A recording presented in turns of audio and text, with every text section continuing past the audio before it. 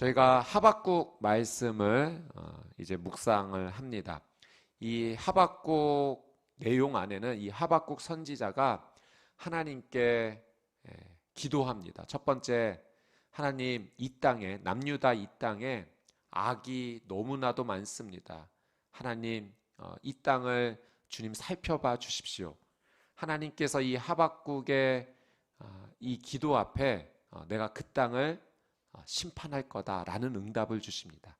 그리고 하나님께서 심판하시겠다는 내용 가운데 하박국이 깜짝 놀랄 만한 내용을 하나님께서 말씀하시는데, 바벨론 사람을 내가 도구로 사용해서 유다 땅을 심판할 것이다. 이 하박국 입장에서는 남유다 땅도 지금 죄로 인해 심각하지만 이 바벨론은 더 심각한 악인이라고 생각을 합니다. 그런데 더 죄가 심한 악인을 통해서 이 남유다 땅을 심판하신다 하시니, 하나님, 그것이 어떻게 가능합니까? 다시 질문하고 기도하죠. 그 기도에 하나님께서 그 바벨론도 그 지은 죄에 대해서는 내가 반드시 심판할 것이다 라는 말씀을 주십니다. 그 내용이 바로 오늘 이제 본문의 내용입니다. 어제 큐티 말씀 본문 일부에 이어서 하나님께서 오늘 본문까지 포함해서 이 바벨론에 대해서 이 5가지 죄를 내가 심판할 거다, 하나님께서 그 내용을 말씀하시죠. 어제는 그 첫 번째 내용이 들어가 있고 오늘은 그 4가지 내용이 담겨져 있습니다. 어제 심판의 선포의 말씀은 이 바벨론이 많은 나라들을 약탈했기 때문에 똑같이 약탈당하는 그 심판을 받을 것이다, 그 내용을 어제 말씀해 주셨고요. 자, 오늘 4가지 이 바벨론에 대한 심판의 내용, 우리가 이 내용을 보면서 우리가 오늘 붙잡고 살아야 될 영적 교훈을 하나님께서 주시는 귀한 말씀을 한번 붙잡고 기도하며 살아가 보도록 하겠습니다. 9절 말씀, 9절 말씀 한번 같이 읽겠습니다. 시작. 화 있을 것이다. 부당하게 취한 것으로 자기 집을 축제하는 사람아, 높은 곳에 자기 둥지를 틀어 재난으로부터 모면하려고 하는구나. 자, 바벨론이 어떠한 죄를 지었습니까? 부당한 이익을 추구했다는 거예요. 그리고 그렇게 추구한 이익으로 자신을 위해서 더 높은 성, 자신을 더 돋보이게 하는 성을 쌓은 겁니다. 다른 민족을 공격해서 강제로 빼앗은 그 부당한 이익으로 자신의 성을 더 강하게 짓기 위해서, 높게 짓기 위해서 자신의 힘을 과시하려 했던 이 모든 모습이 하나님께서는 죄다 말씀하시죠. 여러분, 이 말씀을 통해서 오늘 우리의 삶도 한번 돌아봐야 할 것입니다. 내가 부당하게 취한 이익으로 나를 위해, 또 나를 조금 더 높이고자, 돋보이게 하고자 했던 그런 모습은 없는지 돌아보아야 합니다. 우리는 사실 이러한 죄의 유혹 앞에 늘 우리는 마주할 때가 많습니다. 이것 하면 내가 조금 더 돋보일 수 있을 것 같은데, 내가 더 높아질 수 있을 것 같은데, 그런데 그것이 옳지 않은 방법일 때가 있다는 거죠. 하나님께서는 그런 부당한 이익을 취해서 자신을 돋보이고자 하는 것이 죄라는 사실을 우리에게 말씀해 주십니다. 마치 하나님께서 우리에게 그렇게 말씀해 주시는 것 같아요. 우리가 자녀들에게 시험 보러 갈 때 자녀들에게 그런 말 하지 않습니까? 컨닝은 하지 마. 왜 컨닝하지 말라고 하는 걸까요? 그것은 부당하게 자기 이익을 취해서 자신을 높이는 죄이기 때문에 그렇습니다. 그러니까 하나님께서 우리에게도 컨닝하는 삶을 살아서는 안 된다. 부당한 방법으로 다른 사람의 것을 취해서 자신을 돋보이게 하고 높이고자 하는 것은 하나님께서 원치 않으시는 죄다. 그것을 우리에게 말씀해 주세요. 여러분, 이런 죄의 유혹 앞에서 늘 하나님의 이 말씀을 기억하면서 부당한 것을 취하는 삶이 아니라 하나님이 원하시는 정당한 삶의 길을 걸어가시게 되기를 주님의 이름으로 축복합니다. 여러분, 우리가 정당하게 땀을 흘려서 그 노력으로 우리의 삶 가운데 유익을 누리는 것은 하나님께서 기뻐하십니다. 그러나 정당한 방법이 아닌 옳지 않은 방법, 부정한 방법으로 하는 것은 잘못됐다는 거죠. 여러분, 우리의 삶 가운데서 정말 조심해야 될 것이 무엇이냐면 이 지름길을 조심해야 됩니다. 늘 세상 속에서 살아가다 보면 지름길이 있다라는 유혹을 너무 많이 받게 돼요. 이렇게 하면 더 빨리 부를 모을 수 있어요 라는 그런 지름길에 대한 유혹이 우리에게 다가옵니다. 이렇게 하면 더 빨리 건강해질 수 있어요. 이렇게 하면 더 빨리 성공할 수 있어요. 이거 한번 해봅시다 라는 그 지름길의 유혹. 여러분, 늘 이 빨리 할 수 있다라는 부분에 보면은 부당한 방법이 늘 도사리고 있는 것을 보게 됩니다. 여러분, 빨리 내 삶을 어떻게 이루고자 그 방법으로 가고자 그 길을 선택하는 것이 아니라 늘 하나님께서 원하시는 정당한 방법, 하나님이 기뻐하시는 땀을 흘려 열매를 맺는 그 길, 하나님 앞에서 정직하게 살아가는 저와 여러분의 삶이 되시기를 주님의 이름으로 축복합니다.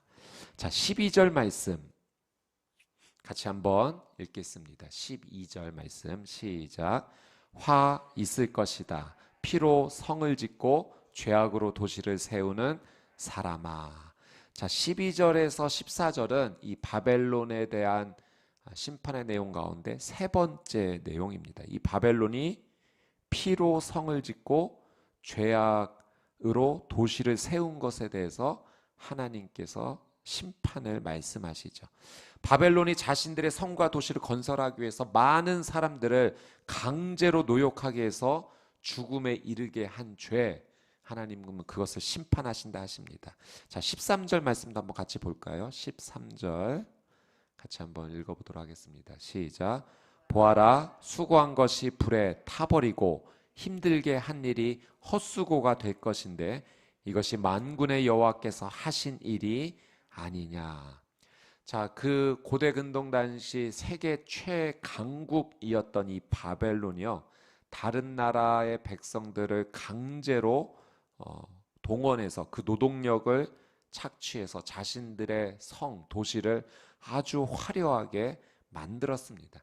그 도시를 만들어가면 이런 생각을 했어요. 우리의 나라는, 우리의 제국은 영원할 것이다. 그러나 하나님 13절 말씀에 말씀하시죠. 욕심으로 만든 그 모든 것은 불에 타서 다 없어질 것이다.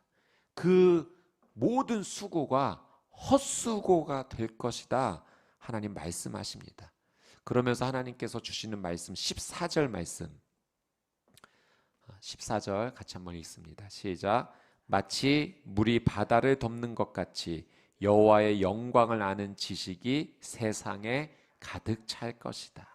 여러분, 마지막에는 무엇이 남는가를 우리가 봐야 됩니다. 마지막에 결국 남는 것은 무엇인가? 불타 없어져 버릴 헛수고가 될 것을 추구하는 인생이 아니라 결국 마지막까지 남게 될 것이 무엇인가를 우리는 영적인 눈을 열어서 보아야 합니다. 하나님께서 말씀을 통해 가르쳐 주시죠. 마지막까지 남는 것은 오직 여호와의 영광을 아는 지식만이 남을 것이다. 우리에게 말씀해 주십니다. 여러분, 이 바벨론이 자신들의 욕심에 이끌려서 다른 나라 사람들을 강제로 동원하여서 그렇게 화려한 자신의 성과 도시 제국을 건설했지만 하나님의 말씀대로 다 불에 타서 남아있지 않아요. 그들의 모든 수고, 욕심으로 이뤘던 모든 수고는 불타서 없어져 버렸습니다. 헛수고가 되었어요. 그러나 하나님 말씀하세요. 오직 여호와의 영광을 아는 지식만이 마지막까지 남아서 사라지지 않을 것이고, 오직 여호와의 영광을 아는 지식이 물이 바다를 덮는 것 같이 그 마지막에는 충만하게 될 것이다 말씀하십니다. 여러분, 우리의 삶이 욕심을 추구하는 인생이 아니라 여호와의 영광을 추구하는 인생이 되어야 될 줄 믿습니다. 여러분, 이 성경에 보면 여호와의 영광이 임하는 장면, 하나님의 영광이 나타나는 장면이 있죠. 출애굽기 19장 말씀해 보니까 하나님께서 이스라엘 백성들을 신의 산 가운데서 만나 주시기 위해서 친히 그 하늘 보좌에 앉으신 하나님께서 그 땅 가운데 임재하시는, 신의 산 가운데 임재하시는 장면이 나옵니다. 하나님께서 임재하실 때 그 시내 산이 흔들렸어요. 그 불로 말미암아 연기가 가득했습니다. 나팔 소리가 웅장하게 울렸습니다. 하나님의 영광이 임할 때 모든 것이 흔들리면서 그 하나님의 놀란 임재가 나타나게 되었죠. 여러분, 여호와의 영광을 추구한다라고 하는 사실은 하나님의 임재를 간절히 소망한다는 의미예요. 여호와의 영광을 내가 간절히 추구하며 산다는 것은 하나님의 임재를 정말 간절히 소망하며 살아가겠다는 의미입니다. 하나님 임재해 주십시오. 좌정해 주십시오. 하나님 앞에 더 가까이 나가고 싶습니다. 하나님께서 내 삶 가운데 좌정해 주시는 인생 되기 원합니다. 이것이 여호와의 영광을 추구하며 살아가는 삶이 된다는 거죠. 여러분, 하나님께서 임재하신다면 그 하나님께서 임재하실 보좌가 준비되어 있어야 되지 않겠습니까? 하나님께서 임재하실 보좌가 마련되지 않는데 어떻게 하나님께서 임재하여 우리의 삶 가운데 머무실 수 있으실까요? 하나님께서 내가 다윗의 장막을 다시 세우겠다라고 말씀하신 것은 그 다윗의 장막 가운데 하나님께서 임재하셨다라는 사실을 말씀하시는 거예요. 여러분, 그 장막은 화려한 장막은 아니었어요. 그러나 그 다윗이 세운 그 장막에는 여호와의 언약궤, 하나님의 임재가 있는 언약궤가 있었고 그곳에서 하나님을 향한 예배가 간절하게 드려졌던 거죠. 그러니까 하나님께서 내가 영광으로 임재하시겠다는 그 자리에는요, 여러분, 하나님을 향한 예배가 있어야 되는 줄 믿습니다. 그러니 우리가 하나님의 영광을 추구한다는 것은요, 하나님 앞에 예배하며 나가겠다는 그 삶, 하나님께서 임재하실 그 보좌를 준비하는 삶을 살겠다는 겁니다. 여러분, 세상 마지막까지 남는 것은 오직 여호와 하나님을 예배하는 것만 남는 줄 믿습니다.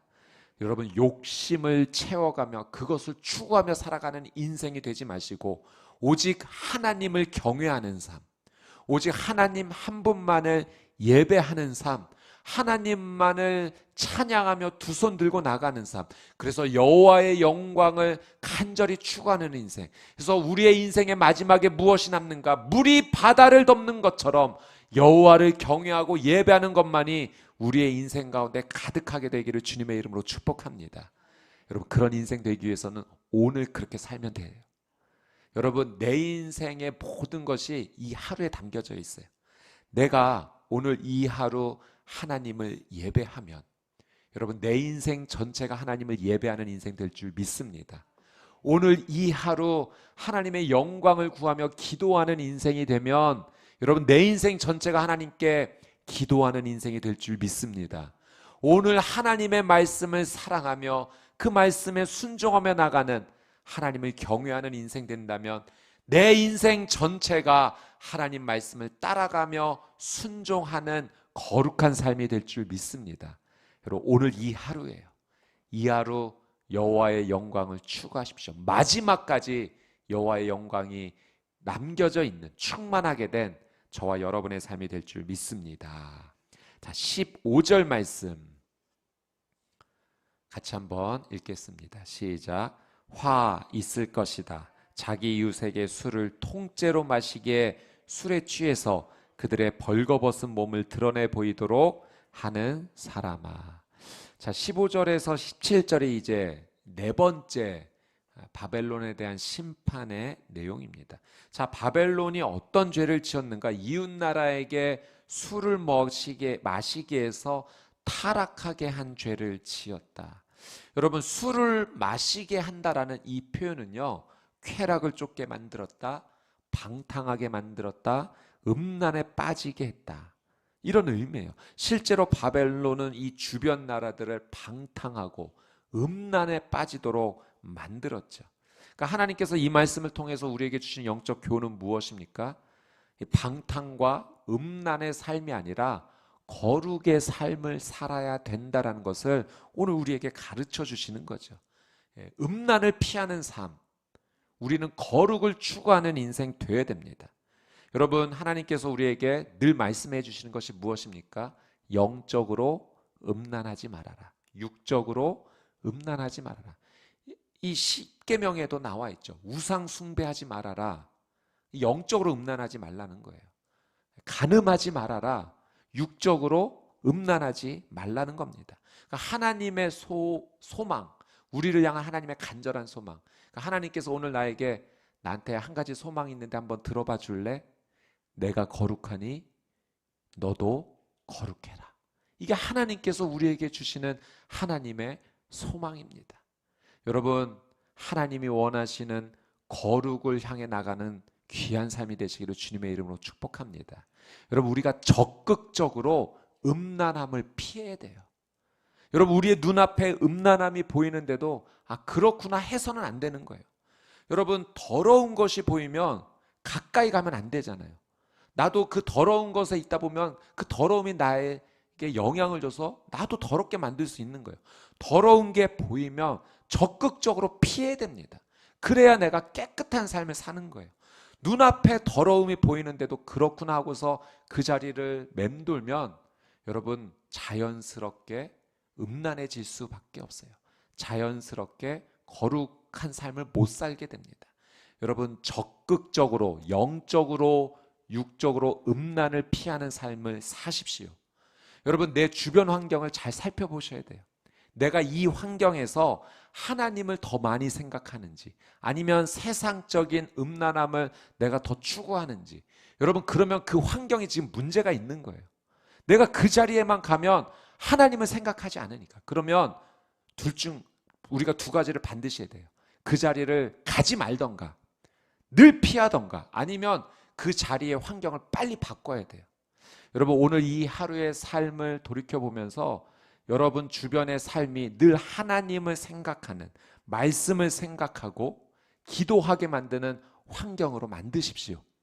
그리고 그런 자리가 아닌 것이 판별이 되면 그 자리 가지 마십시오.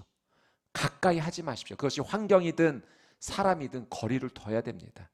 여러분, 적극적으로 음란을 피하고 하나님을 향해 거룩을 향해 나가는, 그러니까 말씀과 기도를 늘 삶 가운데 담을 수 있는 그 귀한 삶을 사시게 되기를 주님의 이름으로 축복합니다. 자, 18절 말씀, 마지막 5번째 심판의 내용 보도록 하겠습니다. 시작. 우상이 무슨 유익이 되겠느냐? 사람이 그것을 조각해 만들었을 뿐이다. 녹여 만든 신상도 거짓말을 가르치는 스승일 뿐이다. 왜냐하면 만든 사람이 말하지 못하는 우상들을 만들고 자기가 만든 것을 믿기 때문이다. 자, 18절에서 20절이 이제 마지막 5번째 바벨론에 대한 심판의 선포입니다. 우상 숭배를 지은 죄에 대해서 하나님 심판하신다는 말씀이죠. 우상이 어떤 존재인지를 하나님께서 말씀해 주세요. 의사소통조차 되지 않는 완전히 비인격적인 것, 그게 우상의 본질입니다. 여러분, 우상은 생명이 없어요. 그래서 19절 말씀처럼 깨어나라, 일어나라 그렇게 말해도 전혀 반응하지 않습니다. 왜? 생기가 없기 때문에. 여러분, 생기를 주시는 분은 오직 우리 하나님이신 줄 믿습니다. 오늘 우리가 이 생명을 가지고 살아가는 것은 말씀에 분명히 있잖아요. 하나님께서 우리의 코에 생기를 불어넣어 주셨기 때문이에요. 하나님께서 주신 생기로 말미암아 여러분, 우리가 하나님과 소통할 수 있게 된 겁니다. 여러분, 우리 하나님은 의사소통이 가능하세요. 예, 우리에게 생기를 주신 분이기 때문에 그래요. 여러분, 이 하나님과 소통이 되는 은혜가 무엇입니까? 기도예요. 하나님께서는 우리에게 기도하는 은혜 주셨어요. 여러분, 그래서 우리는 하나님 앞에 늘 기도하며 우리의 뜻을 하나님께 올려드릴 수도 있고, 기도를 통해서 하나님의 뜻을 우리가 받기도 합니다. 여러분, 또 하나님께서는 우리에게 말씀을 주셨어요. 이 말씀을 통해서 하나님의 뜻을 우리가 깨닫게 돼요. 그래서 늘 말씀 안에 머무는 삶이 하나님과 소통하는 삶이 되는 겁니다. 여러분, 말도 못하고 일어나라 깨어나라 그렇게 말해도 움직이지 못하는 것에 대해서 우리의 마음을 쏟지 말고 우리에게 사랑을 부어주시고 생명을 불어넣어 주시고 날마다 우리와 소통하시는 하나님께 내 삶의 전부를 맡기는 지혜로운 삶이 되시기를 주님의 이름으로 축복합니다. 여러분, 우상이라 함은 다른 게 아니에요. 하나님이 아닌 대상에 내 마음을 쏟아붓는 모든 것이 우상의 존재입니다. 여러분, 다른 것에 마음 쏟지 마시고 하나님께 마음을 여십시오. 하나님께 엎드려 기도하고 하나님의 말씀을 가까이 할 때 하나님께서 내 삶을 사랑으로 인도해 주십니다. 아, 여기까지 왔구나. 잘했어. 하나님께서 우리를 격려해 주십니다. 이 길로 가면 안 돼. 그 길은 옳지 않은 길이야. 음란한 길이야. 거룩하지 못한 길이야. 하나님께서 그 길을 막아주세요. 순종하여 나가면 내 삶에 계속해서 열매가 열리는 겁니다. 여러분, 하나님의 은혜는 단 한 번도 늦어진 적이 없어요. 가장 정확한 때 우리의 삶 가운데 하나님의 은혜는 날마다 임했습니다. 여러분, 우리가 조급해서 그렇지, 여러분, 우리의 인생을 한번 돌이켜 보십시오. 하나님의 은혜가 단 한 번이라도 늦은 적이 있습니까? 은혜가 늦지 않았기 때문에 오늘 우리가 생명을 호흡하며 이 자리에 하나님 앞에 예배하고 있는 건 아니겠습니까? 여러분, 생명 주시고 은혜 주시고 내 삶을 거룩으로 인도하시는 하나님 앞에 마음을 온전히 쏟아내어 하나님께만 반응하는 저와 여러분의 삶이 되시기를 주님의 이름으로 축복합니다. 여러분, 그래서 우리는 말씀 붙잡고 기도하는 삶이 되어야 돼요. 여러분, 오늘 이 하루의 삶을 살아갈 때 늘 하나님의 말씀이 가까이 할 수 있는 삶의 환경, 그리고 언제든지 하나님을 부를 수 있는 기도하는 그 자리. 저는 이제 매일 이제 이 새벽 예배 나오기 전에 씻으면서 늘 기도하는 자리가 있어요. 그 자리에 가면 기도하게 돼요. 그 시간이 너무 좋습니다. 예, 어느 시간대 어느 장소에 가게 되면 하나님 앞에 매달리는 그런 환경. 예, 여러분, 늘 삶의 곳곳마다 하나님을 생각하고 하나님을 사랑하고 하나님 앞에 기도할 수 있는 여러분의 삶이 하나님을 향한 거룩으로 충만하게 채워지시게 되기를 주님의 이름으로 축복합니다.